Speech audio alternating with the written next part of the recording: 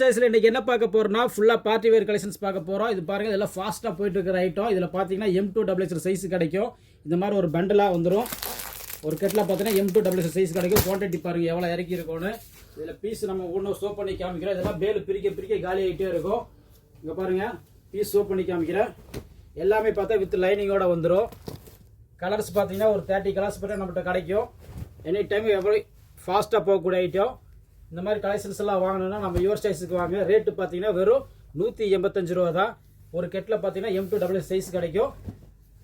Wow, எவ்வளோ அருமையாக இருக்குது பாருங்கள். எல்லாம் வித் லைனிங்கோடு வரும்.